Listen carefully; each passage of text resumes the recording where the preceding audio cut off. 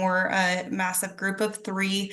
There's Paula Plant, who's our director and has been with the program for a really long time. Myself, and I am the compliance specialist. And then our newest member, Holly Caruso, who is our new training and education specialist.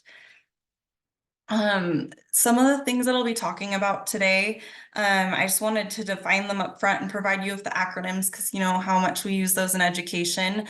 So our office is actually called the School Children's Trust Section, and we do administration, provide training for and compliance for the School Land Trust Program.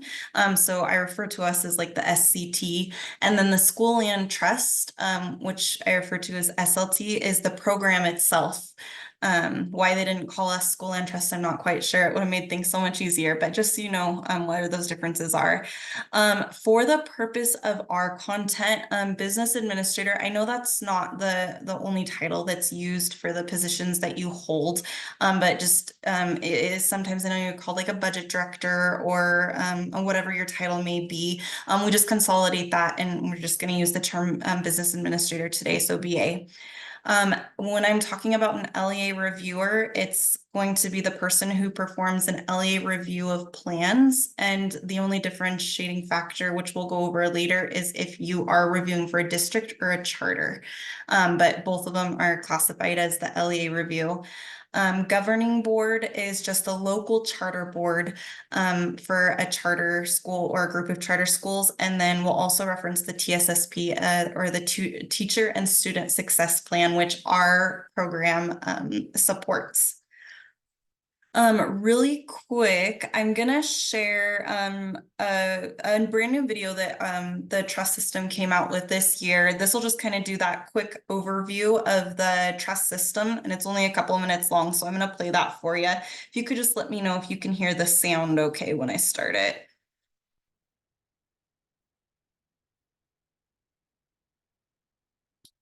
Can you hear it okay? Nope.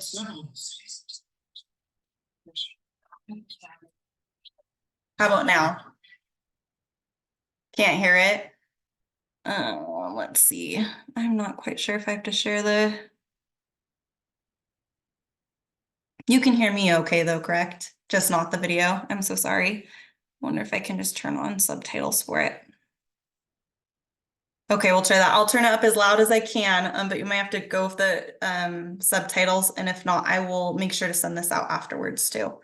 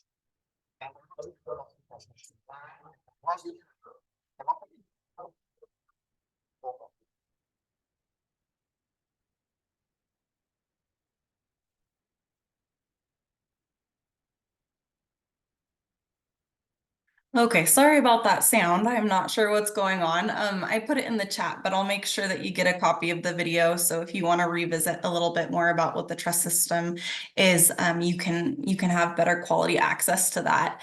In a nutshell, the land, or excuse me, the funds are not, they don't come from taxes, right? They come from lands that were set aside when Utah joined the union in order to fund education. So that's kind of the basic nutshell of it.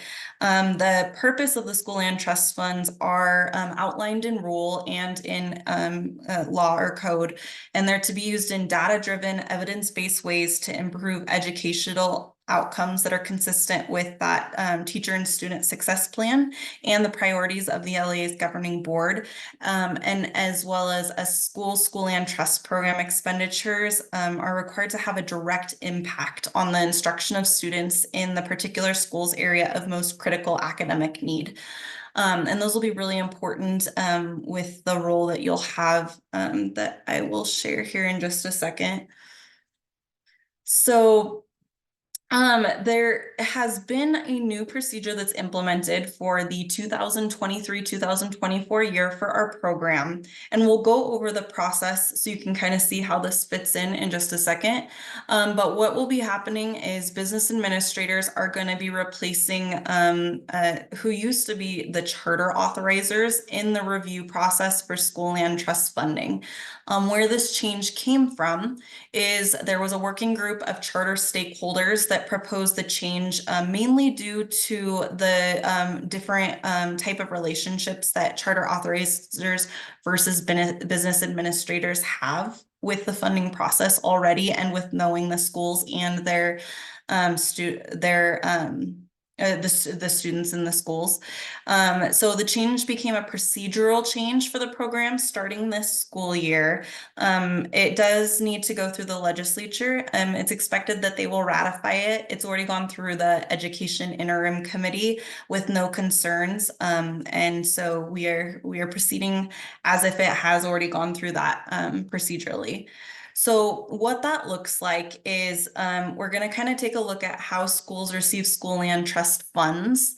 And kind of as an aside too, this kind of just piggybacks on the expenditures that you're already entering for schools and UPEPs that get transferred into their plans anyway. So that's kind of where this will fit in.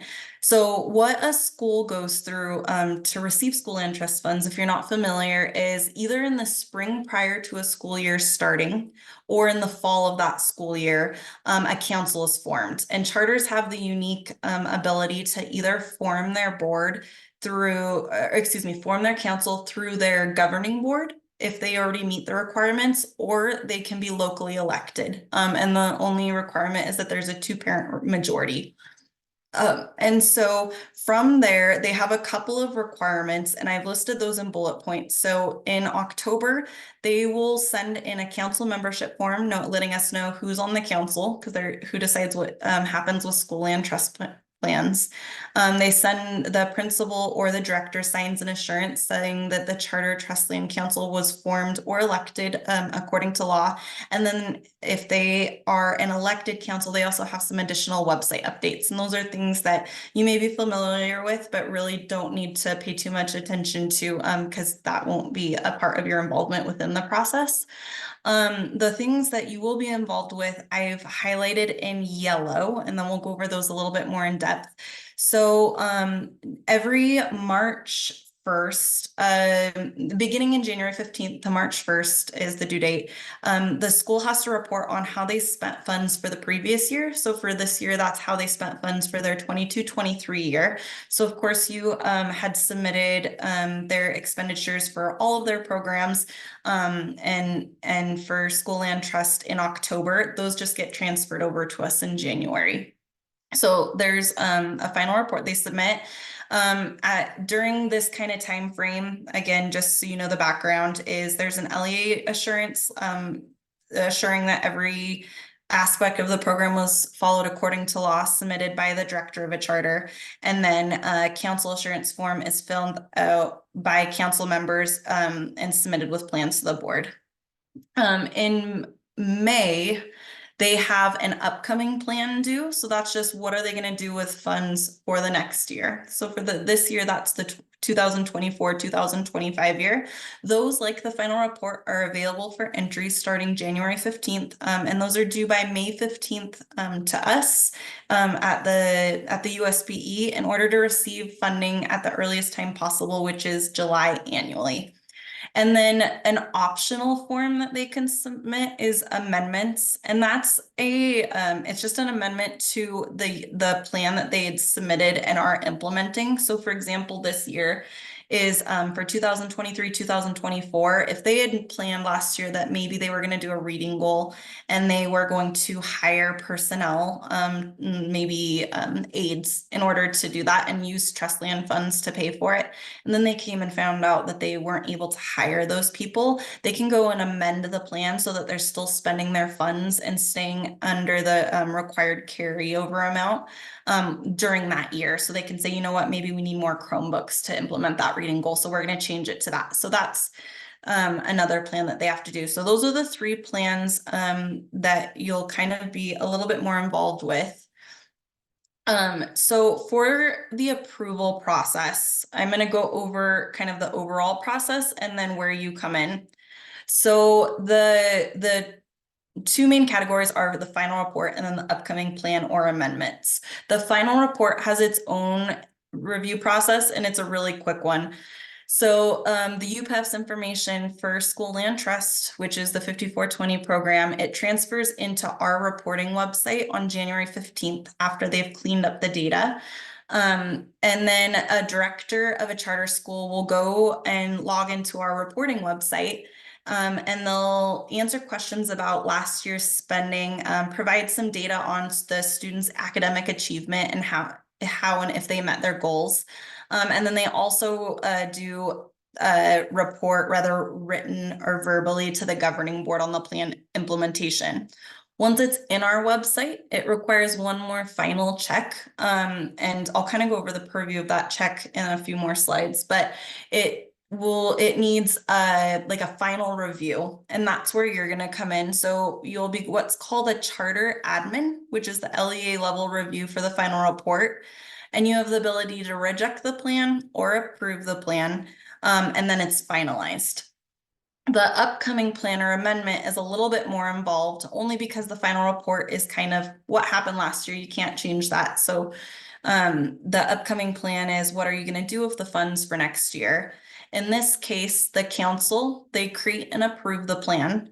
The charter board will review the plan, and sometimes they go and present it to the board, the council, or the director in person, or they submit it by paper, or whatever process that they've worked out works locally for them. So the charter board does a review, then the principal or director will enter it into that reporting website. And that's where the charter admin review is required one more time, and it can be rejected or approved. The goal is always, of course, for the approval. And then it comes to the School Children's Trust for review, where we review all plans for the state. So we read about 1,000 of them between the three of us per year. So that's kind of the approval process for each of those plans. Here is I'm going to send these slides out after this meeting too, because I'm throwing a lot of information at you. But this is just a chart review, or excuse me, a chart view of a plan for the plan review process for the upcoming plans or amendments, in case you like charts better than lists. So that's kind of what it looks like. And the star is where the charter admin review, for which will be done by business administrators, now comes into play. So and I'll get into some more of the details. So I'm going to give you surface level at first, but we have two different websites, and this is kind of a place of confusion occasionally. So we have an informational website, which provides resources and information that's housed under the Utah State Board of Education. And I have a link to it here, so you'll be able to access that once you get these slides. And we also have what's called our reporting website. This is where those plans and all the requirements go and are housed and go through the review process. So we'll need to get you set up with logins kind of as soon as possible. We'll be going over some more training coming up here in the next few months that will go over what it looks like. But the sooner you can get in, the sooner you're going to start receiving communication about the changes. So I have a slide on here for requesting access to the website. It's pretty straightforward. I have instructions here on the right, and you can access the full page copy here by this link. You'll essentially visit this website here and click new account. It's going to ask you to select a username, a password, your email, your name, and it says mobile phone. Please put the phone number that you want us calling you at if we need to contact you about something in the review process. So if that's a school phone number or a direct line, that's preferable. So if you don't want us calling your cell phone, please make sure to pay attention to that. One other thing to look at is if you could, this is optional, but very helpful. If you could put the acronym BA after your name, like I've done in this example, I'll show you in a little bit how that'll be really helpful in making sure that we get the right communication to you about the review process. So once you are able to request a login, you are going to need to get what's called charter admin access, which is that LEA level access that I was talking about.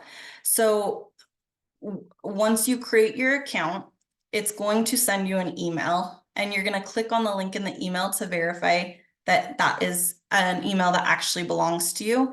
And then you'll let me, Holly, or Paula know that you've requested that access and that you need us to elevate you to charter admin access. It's only going to allow you to have a read only until we elevate it. So once you go in to do what you need to do, you're going to encounter some issues unless you get that elevated access.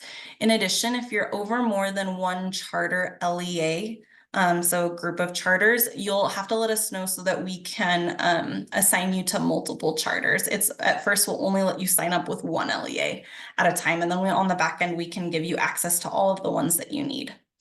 Once you have that access approved and elevated, I'm going to walk you through kind of what the pages are going to look like. When you first log in, you're going to be at the all LEAs dashboard. So this is all the charters that you're associated with or will be a part of the review process for. So I'm in here as a charter admin test user. And so this is an example of what it'll look like for you. So I here would be over 2 different LEAs. Once you get to this page and you want to get to a specific LEA to review, you would click on them and it'll take you to a page that looks like this. There's lots of information on these pages depending on the level of the website that you're at. So because I'm at the LEA level here, it's gonna give me the different views that I can access. It's gonna give me my contacts for the LEA. you're going to be listed as a contact here under as a charter admin. So this is the first place that our team will go to find out who to contact. So this is where if you can put BA in there, it doesn't tell us who is who. All it says is you're all the same LEA level. So if you have directors that are in there, we're not going to be able to differentiate between who's the business administrator reviewer or a director that is trying to submit other forms. So that's, if you can put BA in your name when you submit, that's where that will be really, really helpful to make sure you're getting the right communication. In addition, it allows you to set submission deadlines on here for the plans that you're going to be reviewing. For the final report, and again, I'll send these slides out so you don't have to remember everything. The final report is due to us at the state March 1st. So my suggestion would be setting a deadline for February 1st for schools to get the plans to you. That way you have a month in case there's any issues where they need to go back and edit anything. And then the same thing with the upcoming school plan. It's due to us May 15th every year. So if you, it's worked really well in the past to have charter schools submit to you by April 1st. So you have about a month and a half in case anything has any issues. And then the last section on here will be the council members for the year. And this is for every single school in the within the LEA. So if it was like APA, and you have 6 different schools that are within APA, it'll have all the council members and their contact information for there, and you won't have to use that much, but just so you're aware that it's there. In addition to this, the 2 links that you'll use the most are schools dashboard and schools expenditures and funding. The schools expenditures and funding is just a overall view of the distribution, carryovers, and spending for the past couple of years. So that's just a nice large chart for you to view that. And then the schools dashboard is where you'll spend your most time, and that's where you can actually go in and look at the plans to review. One other thing I'd like to point out on here is there's 2 menus, one at the top, one on the right. They're pretty much identical, and they just allow you to move between the pages or the levels that you want to see. We're going to be getting rid of the one on the right. So if you want to just start using the one at the top, that's the one that's going to exist after a couple of more months. And then the only other thing on here is is a button that's called Approve Access. This is a live button. So if anyone, whether it be a school community council member, a principal, a director, or anyone else involved with the School Land Trust program, asks for a login, this will allow you to approve it. This function is kind of only done by our team right now just to keep it secure, although it'll let you do it. So if you could just please avoid that one, that would be good. If for some reason you go in there and you accidentally approve something or click a button, just reach out to us and we're happy to help. But just so you know, it's there. So from here, if I was going to go in and review a LEA, I would click schools dashboard, and what it brings up, and I used APA for this example because they have more schools, but it brings you up a summary view of all of the schools that are a part of that LEA. So all the APA schools are here. It gives you the different requirements that they have to submit and their status. And then above here, it provides some reminders to what each of these are and when they're available. And you don't have to worry about all of these because again, you're only a part of a couple of these. So I have that consolidated on this next, in these next slides.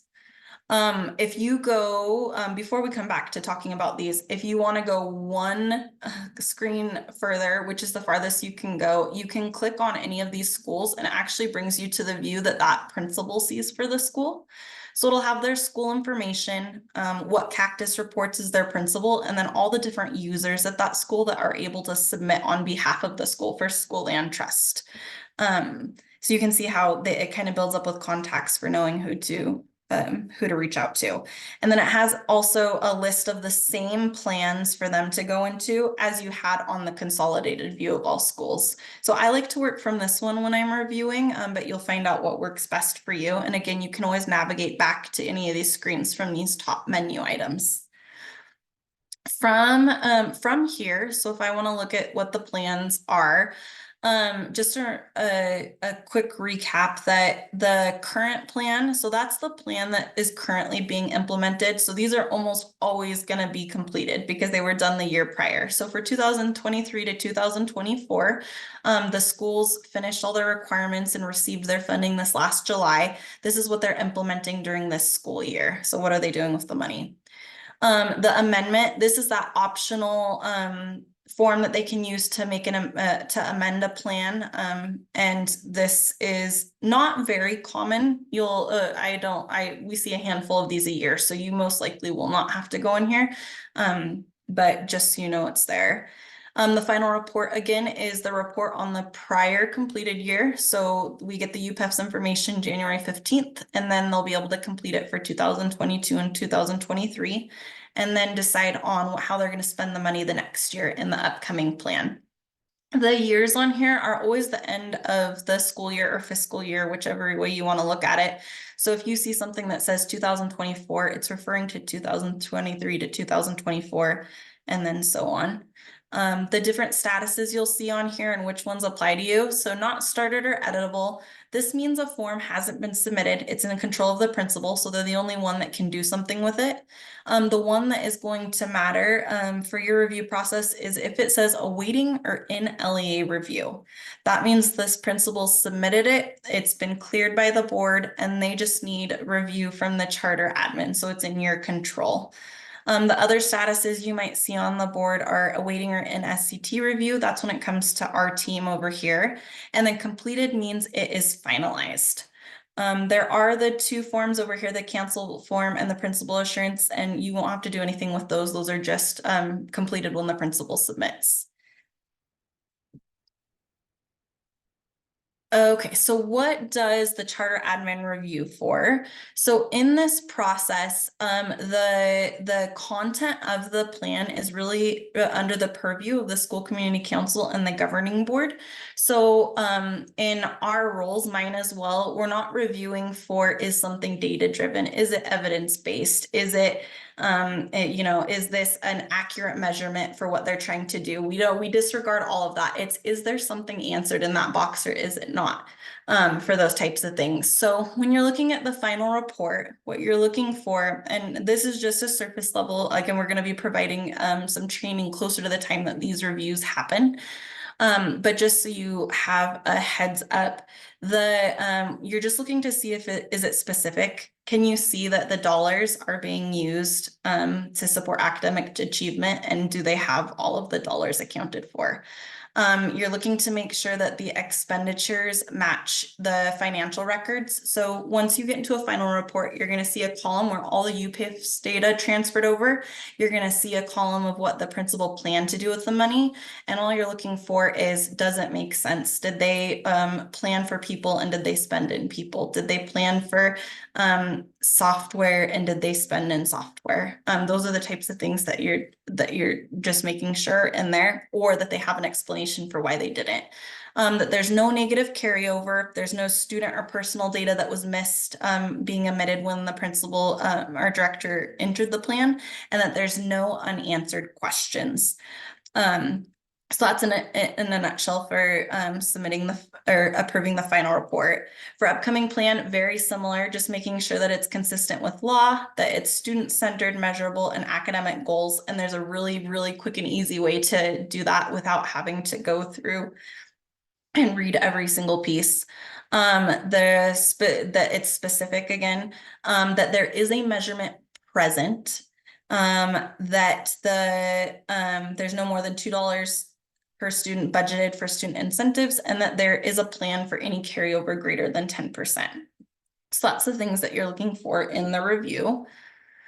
For law and rule for school land trust, and I'm referring to looking at the upcoming plan, like what is consistent with law. The best resource for that is going to be our team. So if you had any questions, just reaching out and asking if something is allowable or not allowable. When the training we're providing, we're going to be providing some cheat sheets of really quick what types of things are allowable under school land trust. what types of things do we commonly send plans back for? And if you don't catch something, we will, and it'll just come back. So it's pretty easy.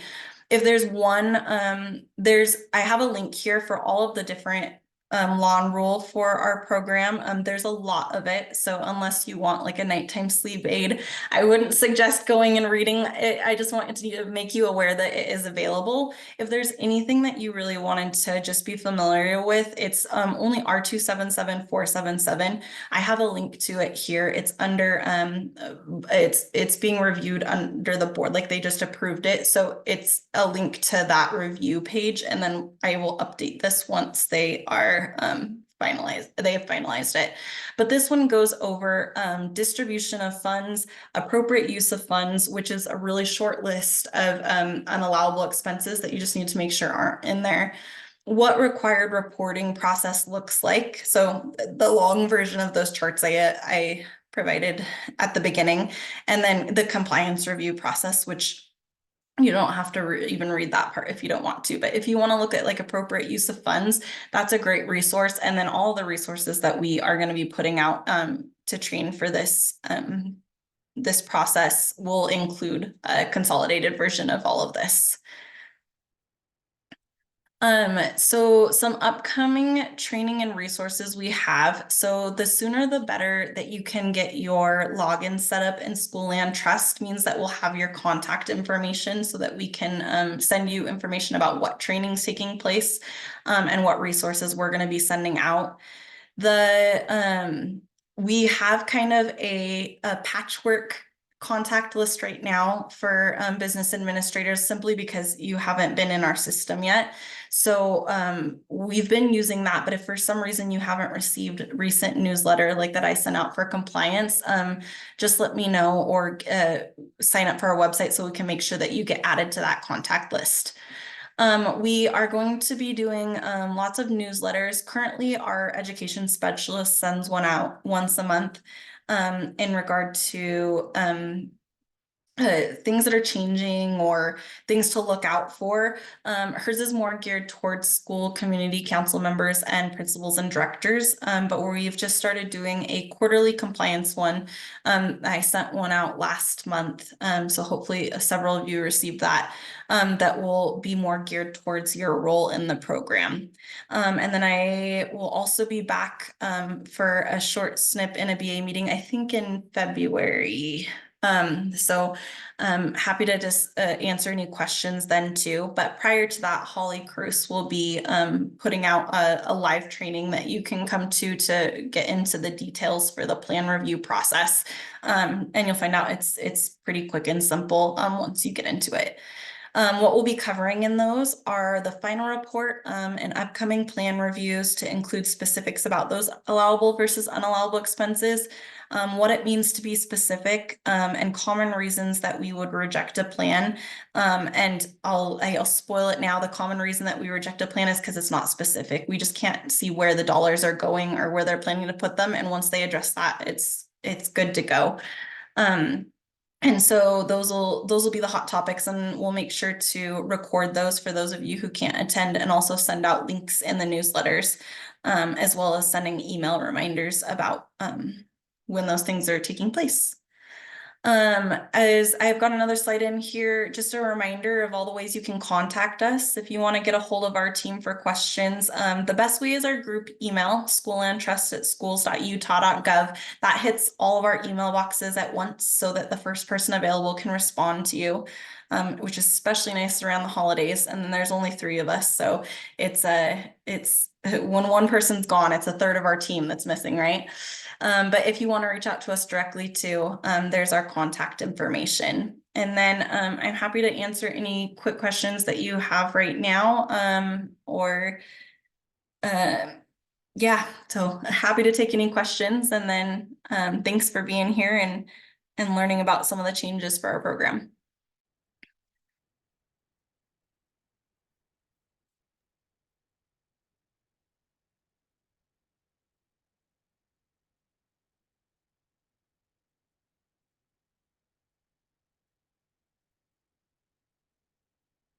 Not seeing any questions, so I think we're good. Thanks so much, Kara. So thanks for having me, Lisa. Mhm. All right. So I had promised you that our new executive director was going to be on. He wants to jump on at 1:45, but we may be done by then. I'm currently just giving him a text message. I just got one from him. So I'm just going to tell him that. So just 1 second.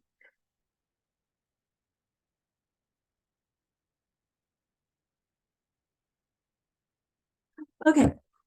So thank you for your patience there. Okay. So one thing I did want to share with you is just I stole a slide from the director's meeting that I would like to share with you because it has some upcoming some dates that you need to be aware of that things are due by. So I'm just going to share my screen really quick.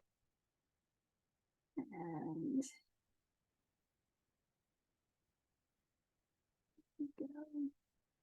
oh, that is not the right one. Let's try again.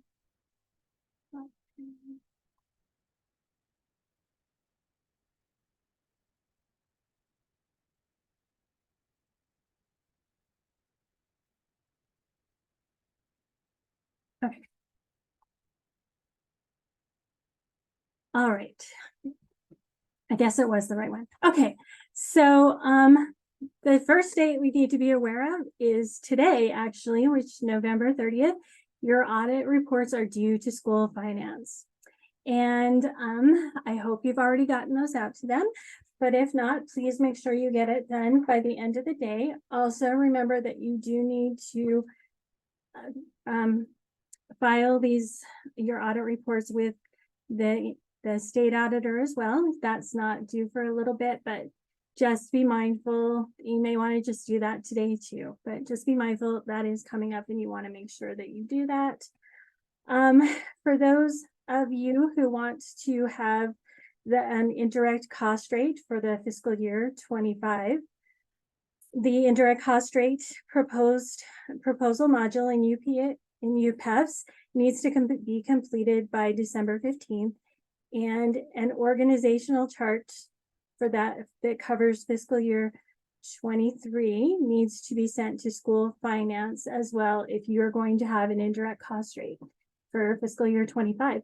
If you don't want to have an indirect cost rate for fiscal year 25, you actually need to let school finance know that as well. So either way, whether you decide to have one or not, you need to contact school finance either with your org chart or to let them know that you don't intend to have an indirect cost rate. The next one is the federal single audit reports. This is not going to apply to most of you, but some of you it will. If it's required for your LEA, it's due on December 31st. And this is for LEAs that expended $150,000 or more of federal funds during the fiscal year. And like I said, there are just a few of you that are subject to that one. But also due by December 31st is the deferred unearned revenue report. And you should have that filled out completely in the UPEF system, the UPEF system's deferred revenue module, and you'll want to have that done by December 31st, like I said. And if you have any questions on any of these things, you can just contact school finance directly, and their email address is schoolfinance@schools.utah.gov. The last thing that I wanted you to be aware of is we're just going to be looking forward to what's going on. So like Kara said, she's going to be back for a little bit in February, and then you'll hear more from her. But for December and January, we are going to cancel the December meeting because everybody's busy and you have other things we all do that we want to be doing during that time. So we're going to go ahead and cancel that one. And the other one that we want to talk about is the January meeting. So if you attended the fall finance training, and I hope you did. And if not, I suggest that you go and listen to the meeting. There was a lot of good information in there. But they were talking about a new fiscal monitoring that's going to take place with regard to internal control. This was something that was new to me that I wasn't aware of, but serendipitously, I had planned on having Debbie Davis from Internal Audit do a presentation on internal audit. So hopefully that'll be good information that can help you so that when those monitoring visits come around, you guys will be ready for them. And that's all I have today. Again, thank you guys for being here. I appreciate it. And I hope you enjoy the rest of your day. Thank you. Bye-bye.